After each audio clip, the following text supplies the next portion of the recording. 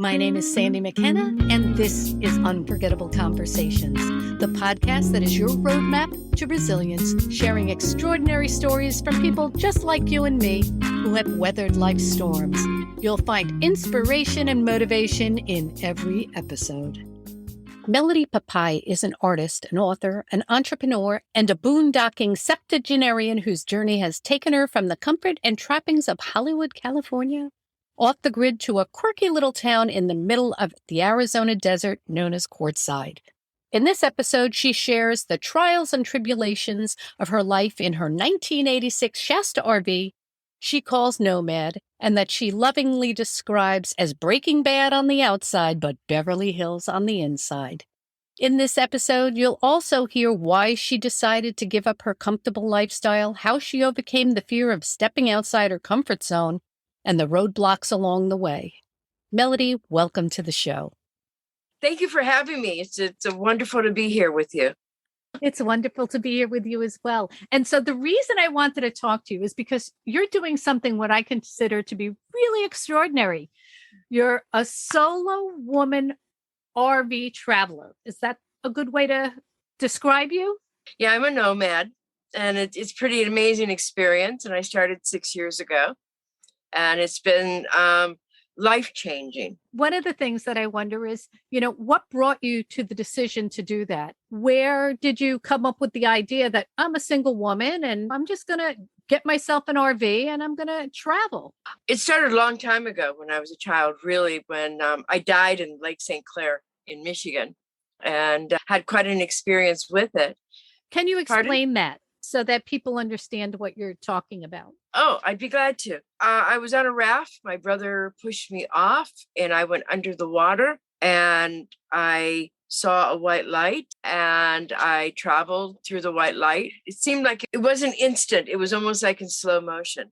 And then I went to the white light and I had all of my ancestors around me greeting me. And then there was another being that spoke to me and told me many things. And I did not have any recall of the things that were said to me until about 2 years ago. My sister pulled me out of the water by my hair. My father ran into the lake and picked me up and brought me to the beach and was able to, retrieve me. It was quite an experience for our family. That started because everything in my life seemed to change. The way I look at things, even when I was just a youngster, but compassion and love and kindness was so important to me throughout my whole life. I didn't know that, I don't know if it was that event that brought me to be opened up the intuitive empath in me. And I see spirit guides and stuff like that. So that's how it all started. But 6 years ago, my spirit guides came back and they did talk to me. They abandoned me for like 20 years and I thought they were done. I thought they were done with me. They kept saying, you need to leave Los Angeles. And I went to a therapist to say, hey, am I schizophrenic? And she said, no. Luckily, my therapist and the psychiatrist, the reason I went to that was because I lost my business, a business that I had for 15 years. And I was devastated and I couldn't get over a depression. And I never experienced depression before, not quite like this. Mine would last like 2 days and then I'd be out doing something fun. So I basically realized I needed help. So I went to seek a therapist and then I told him about my past with my spirit guides and the things that were happening and, some of the gifts that were, I don't know if I like to call it gifts. I don't know what else to call it. The abilities that anyone can have. Everyone has the capability of this.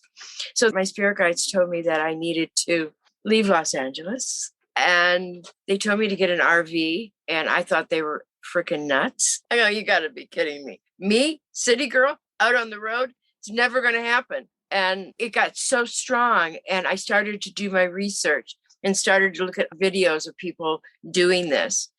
And I thought to myself, I have never really ventured by myself across the country. And I thought this might be a wonderful, wonderful journey that I could take. And it has been, I think, one of the most amazing journeys that I've ever experienced. And I found an RV in Cotton, Arizona, and it was an old junky thing. I call it nomad because it There's no rhyme or reason to it, but it only had 47,000 miles on it. And the engine was great. It's gotten me across the country 5 or 6 times, back and forth. It's been a great vehicle, and it's a 27-foot Shasta 1986. I have everything I need. I have a bedroom. I have my living room. I have a big screen TV. I have solar. But I didn't start out like that. I started out, had no solar, had none of this. And I just added to it and added to it. But my first adventure was pretty crazy, but I've learned. What did your family think about this? I mean, you have a daughter and you have a sister and a son-in-law. And what did they think? Oh, she's just going to pack up and go. My daughter told me this. She says, "You're nuts." She was not happy. I was going to be leaving Beverly Hills, Hollywood. I was going to be getting into an RV, driving across the country by myself with limited funds. And she thought I was crazy. And when I bought the RV, oh my God, she was so upset. She goes, "How could you do that? How could you do that?" She goes, "Mom, you didn't even have anybody look at it." It was bad.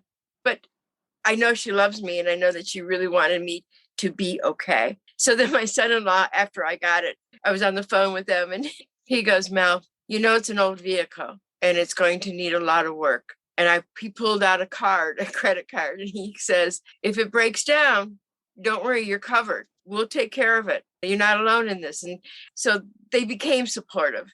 And my family members, I really didn't really go into details with my sister or my siblings, whatsoever when I got it. And I really didn't tell any of my friends. I found it in Cottonwood, and the guy drove it down to Mesa, Arizona. My friend's husband redid the inside, hardwood floors, and he made me paint the walls 4 times and sand each between. I was like, "You got to be kidding me." So my RV looks like Breaking Bad on the outside, but on the inside, it looks like Beverly Hills. I love that. Yeah. When you started, what were your feelings? Were you nervous? Well, I did have a regret the very first day that I drove it, because I was going from Mesa to Los Angeles. My first time I'm driving it. And remember, I've never driven anything this big. I've always driven a little teeny sports car. You could take 3 of my sports cars and put them in here. It was crazy. And I'm driving through Phoenix, and the whole vehicle is doing like this. I mean, literally doing like this. And I was scared to death. My hands were hurting from holding it, trying to keep it going straight. And I'm about 50 miles east of Quartzsite, Arizona, and I stopped at a gas station. And these 2 men are on motorcycles. And I asked, "Could you please look at my oil? I don't even know where to put the oil in." And he puts the oil in, then he walks around my vehicle, and he goes, "I hate to tell you, but your tire on the passenger side is bubbly." I go, "Bubbly? What do you mean it's bubbly?" He goes, "It's going to blow." And I'm in nowhere land. I'm at a gas station that I don't even think they have tires. I mean, nowhere land. It was ridiculous. So I said to him, "Do you think that I can get to Quartzsite?" So I drove 40 miles an hour on the freeway, which is very dangerous for other drivers because they could get on a hill and come down and it could be dangerous. But I didn't know. And I'm sitting there like, "Oh my God, oh my God." So I get to Quartzsite, and I pull into the McDonald's and Pilot's rest stop, and I'm crying. I'm talking to my daughter. Tears are coming down my eyes. I'm just, "I can't do this. I don't want to do this." And all of a sudden I see Terry's mobile RV service pulling up next to me. I say to my daughter, "Oh my God, that's an RV service." She goes, "Mom, hang up the phone. Jump out there and get him." So here's this woman from, Beverly Hills area, California. He's about as tall as I am, wearing a cowboy hats and cowboy boots, and he's got a long beard. This is something new to me. And I'm crying. He reaches into his pocket. He goes, "Little lady, call me at 7 o'clock in the morning and make sure that you get to the tire place. If you look across the street, there's a tire place right there," because I couldn't see it. It was dark. Then he said he would look at my RV. And he did. I had to buy all new tires. I had inner tube in one of my tires, an inner tube. On the outside, for people who travel, who have never traveled, get new tires, because you never know what's on the inside of them. They could be sitting for years and they still look good. So I learned that lesson very well. The next day he came over, he put up my hood, and he goes, "Oh, here's part of your problem. The mice have eaten all your wires."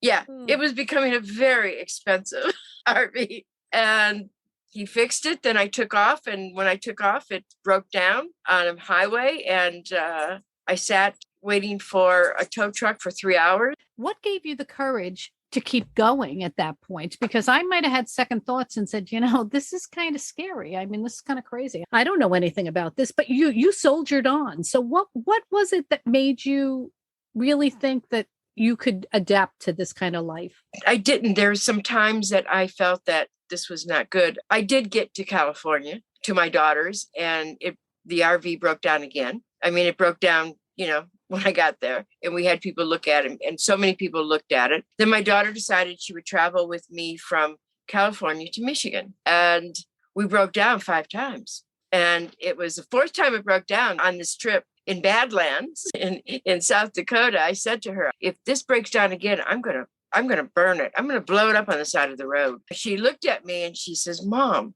and this is really important because I always hear this in my mind. She says, Mom, you're not someone that gives up. She says, you never give up.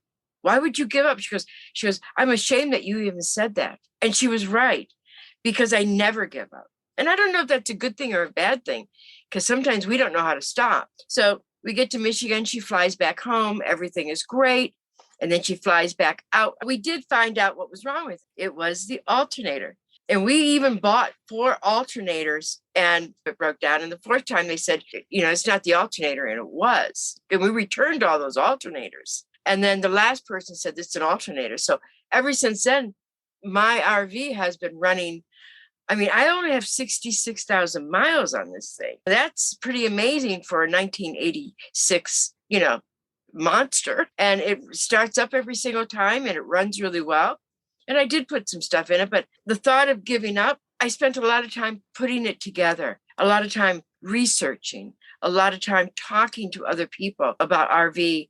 I paid attention, and it was the first time that I actually was alone in my RV.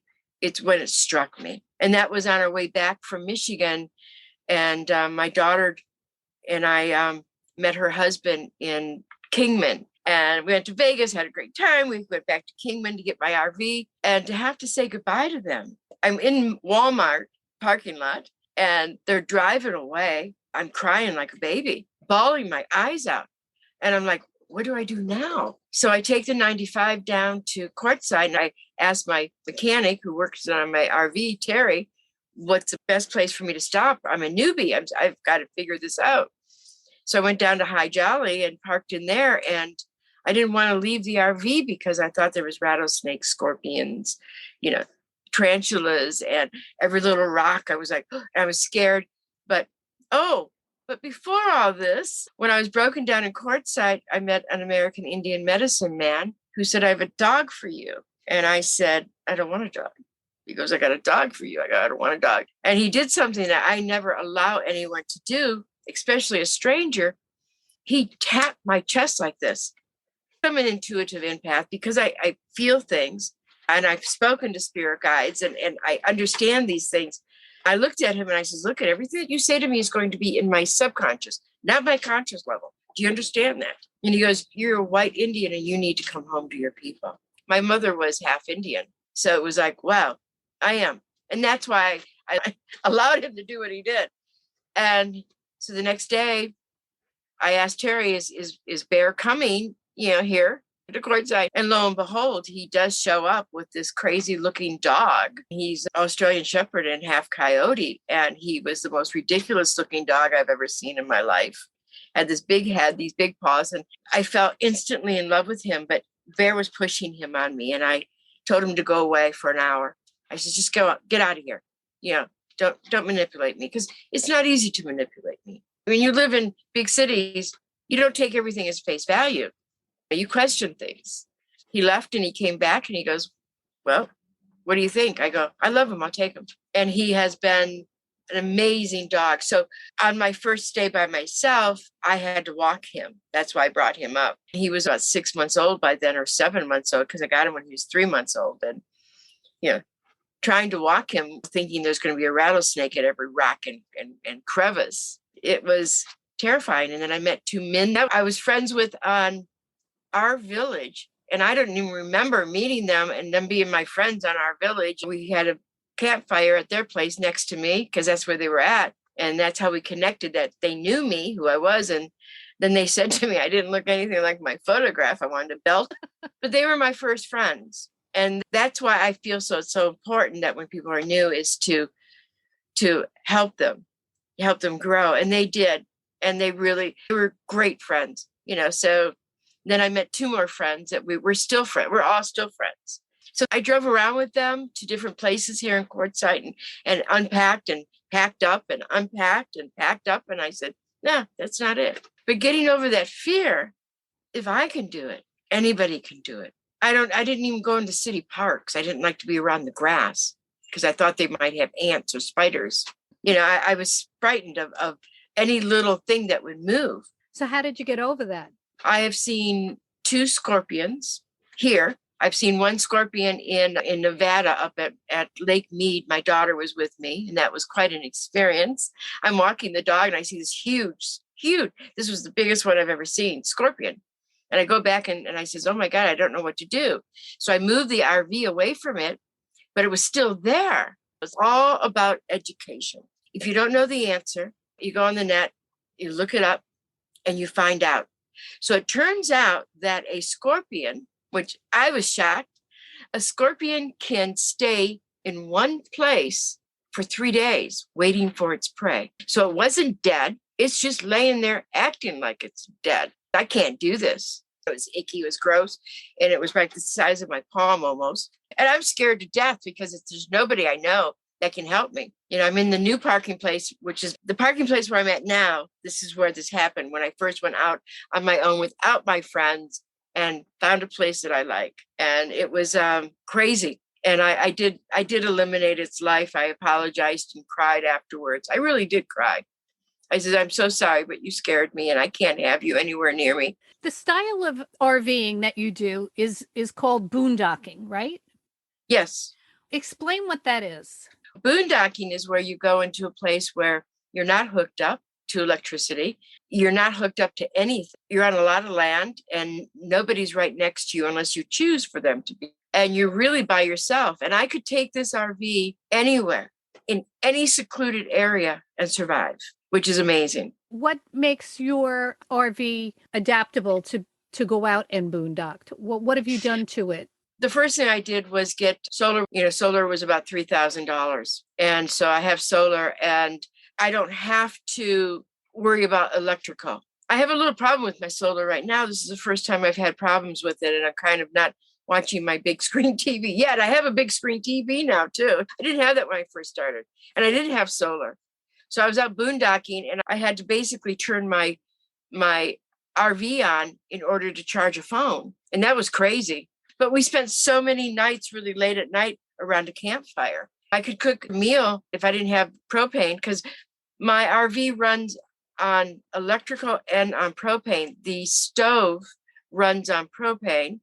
The refrigerator runs on propane or electrical. So right now it's running on my propane, which is in the tank underneath the RV. And then when that goes out, then I have big propane, containers. I think they're like 5-gallon or whatever they are. They're big.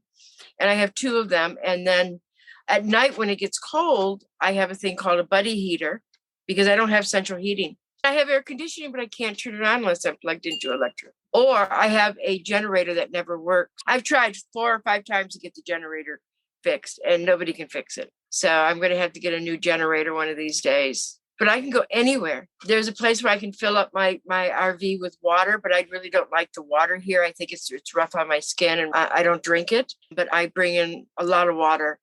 And if I get down to 8 bottles of the gallon waters, I go buy 8 more.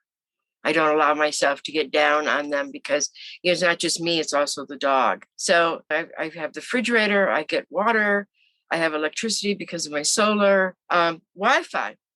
Wi-Fi is another thing you got to think about because if you go to a camp, they have Wi-Fi, but I pay a lot of money for a jetpack where it's a portable Wi-Fi. So those are the things that you need. And also, I just reordered lights for the bottom of my RV because I like to put them on so the mice can't get back into my RV, and eat all my wires. but mine burned out because I used them for so many years. So I just ordered a whole bunch of rope ones, and they go on and off and twinkle, twinkle, whatever it is. Oh, how nice. Yeah, so the mice don't like that. And I light up my RV. I put fairy lights all over the place and spotlights on trees to accent them. And I have a canopy. This is my third one because the wind doesn't like canopies. And I have a small tent that's on the canopy, in the back of it. It connects to canopies. And that's my art studio. So I can do my artwork. I did have a shower tent, but I really didn't like it. So I just used my art studio. My shower now is one of my storage units. I have a big tub thing that goes into my tent, and I warm up hot water, and I can wash my hair, which you see I didn't. I was going to, and I says, no, it's going to be nothing but frizz. Here in the desert, it makes it straight because it's so dry. The dry weather is amazing for your bones and aches and stuff like that. This is beautiful here. The sunsets and the sunrises are magnificent. And that's what makes this all worthwhile. And the drum circles. I go to drum circles. We can do karaoke. I have a big screen, all sorts of stuff.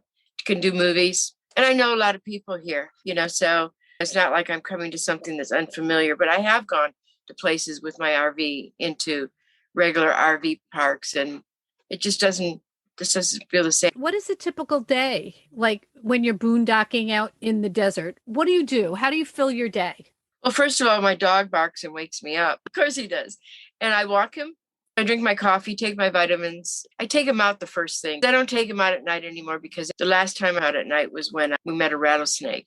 And that was pretty terrifying. I had nightmares of meeting a rattlesnake. And in my vision, because, I'm going to be 70 years old, my vision was that I would panic, fall, the rattlesnake would either bite me or the dog, and that would be it, So I was really surprised that I handled it like an adult because it was bad. I mean, turned around with the light, and there he was coming up, ready to strike. And what did you do? My dog was going after him, and I pulled him. I says, no, bad boy, let's go. That's bad. Snake's bad.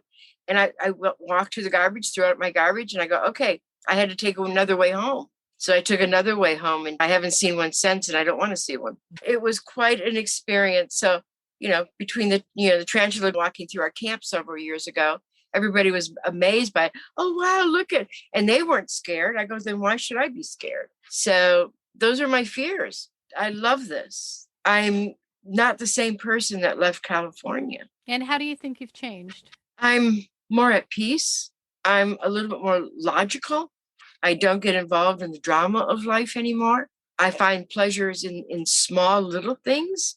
2 days ago, Kai started barking and woke me up really early, just as the sun was rising. And I took him outside for a walk, and it was the most incredible sunrise that I've seen in a very long time. And I took photographs of it, and I put it up on Facebook. And there's nothing like being out in nature. And it's about overcoming the fears. When you overcome those fears, it will open up so many different avenues for you. I've always been fearless, except for snakes, scorpions, and tarantulas. You just dove right in. I'm a very fearful person. I've always been afraid of everything. And I try to get out of my comfort zone. And I've traveled, which helped me a lot because you're forced to do things out of your comfort zone so much of the time. But how do you address your fear other than rolling over a tarantula or walking away from a rattlesnake? Is it just going right at it and saying, it's all or nothing? Don't live in fear. Getting over your fear is basically understanding that is a fear, comprehending that I have a fear of this. I need to do at least one thing a year that I'm fearful of, and to overcome it. I don't think you can overcome fear on everything in one moment. But if you take baby steps, little teeny baby steps, like I wanted to do stand-up comedy. My dad was a stand-up comic, and he was awesome. That's why I have this wacky one-liner sense of humor. I went and did stand-up comedy, and it was really difficult. When I started my TV network that closed down, that caused me to get in that massive depression, I was fearful. But I overcome it. You got to take baby steps. You got to figure out what you need to accomplish in your fears, not what other people can tell you. I don't call myself a religious person. I'm a spiritual person. because I know there are spirits and I know that there is something more than us. I pray to the Creator and I pray for joy and love, but I also am grateful. So some of these fears, you should be grateful that you have them, because then you can overcome and you can face those. I like to call them demons. I don't know what else to call them. But fear can stop you from everything. I'm severely dyslexic and I can't remember people's names, and it's just like ridiculous. And when I was in 5th grade, they told my parents that I was incapable of learning, but that I was a pretty little girl. I was going to marry a rich man. Well, that never happened. I never married a rich man, but she was wrong. She was wrong and I learned things that I was fearful of. I learned how to write, being dyslexic. I have a book called The Education of Taylor on Amazon. My artwork, I take risk. I love working with a blowtorch. I mean, all these things that you're fearful of doing, it's only going to suppress you. It's only going to stop you. I also do a lot of meditating. It is connecting that spiritual side of who I am. And this is what this has all taught me. It doesn't matter if I'm 5 pounds, 10 pounds, 30 pounds, 40 pounds overweight. It doesn't matter if my hair is graying. I have to self-love myself, not from the ego part of it, but from the love part of it, the compassionate part. When you're compassionate to others and kind, you should also be compassionate to yourself. Kindness is the most important thing in the whole world besides love and joy, and peace. When you're kind to yourself and kind to others. This is something that I've learned, especially boondocking, because there's days I don't wear makeup. There's days that, I'm dirty. I can look at my hands and go, I've never been this dirty, even when I was a child. It doesn't matter. None of this matters. Do you have any regrets? I have no regrets, not one regret in my life. And I have not had an easy life in many aspects of it. But it's the learning about who you are as a human being. And we make choices. And that to me is so important. We always have to have a choice. But yeah, I have no regrets. I'm kind of glad I didn't marry that millionaire. What an incredible story Melody has had so far, and yet somehow I think it's only the beginning. If this episode resonated with you and you know someone who might enjoy listening, please share. I appreciate you listening and would love it if you would rate, review, and subscribe to the podcast. It really helps with the rankings.